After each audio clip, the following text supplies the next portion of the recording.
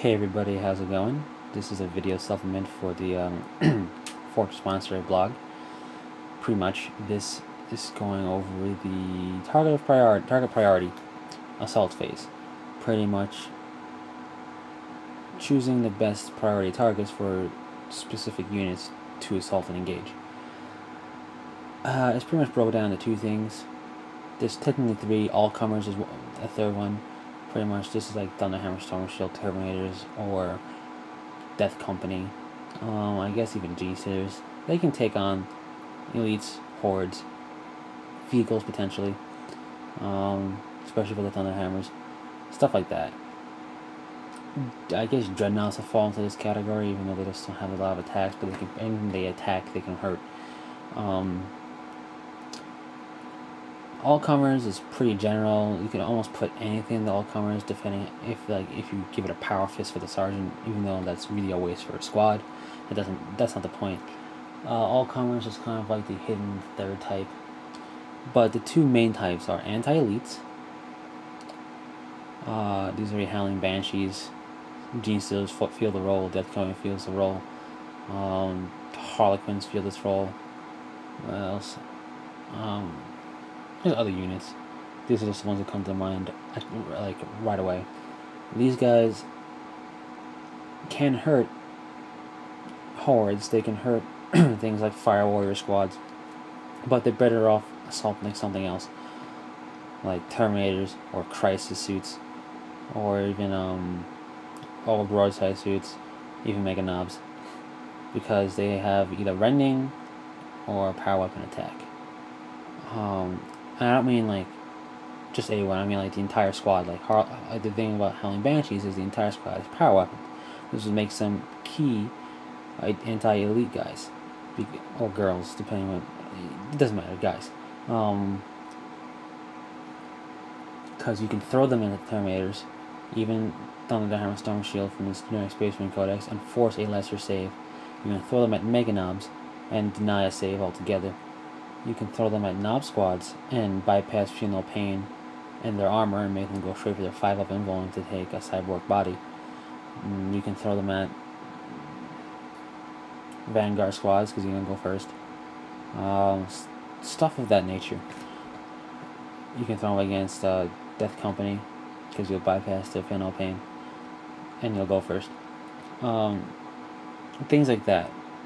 The cons for the Howling Banshee, for example, is that it's generic toughness of 3.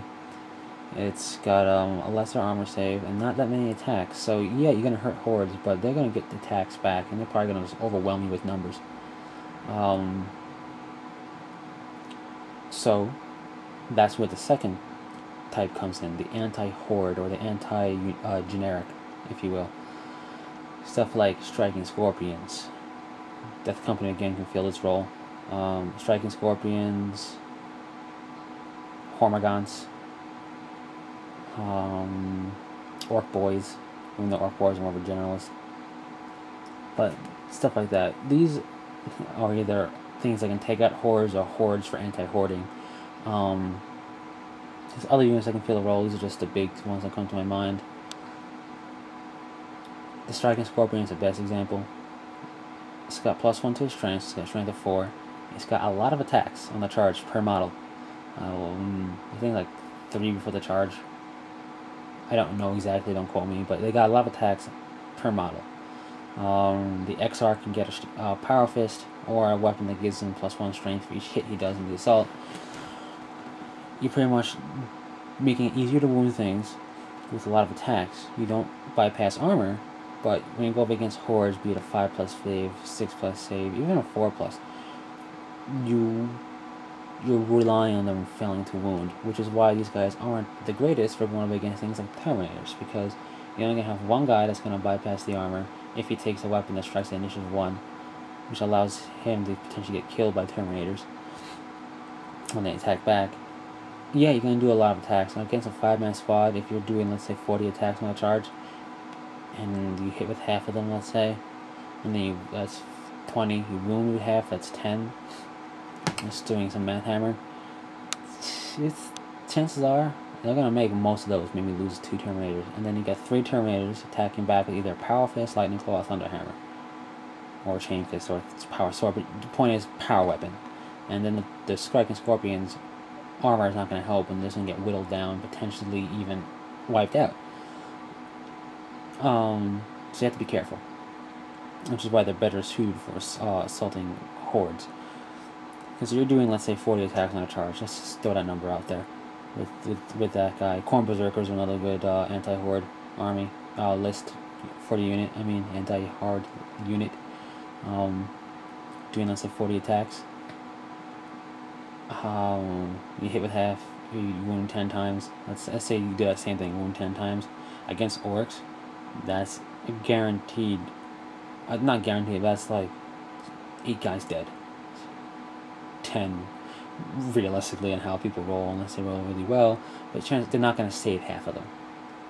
And that's a third. If all 10 die, and that's just due to statistics, chances are you'll hit more and wound more, or hit more, wound less. It works out to, let's say, 10. That's a third of their squad gone. Now, of course, that's if you attack them at full strength, with you full strength.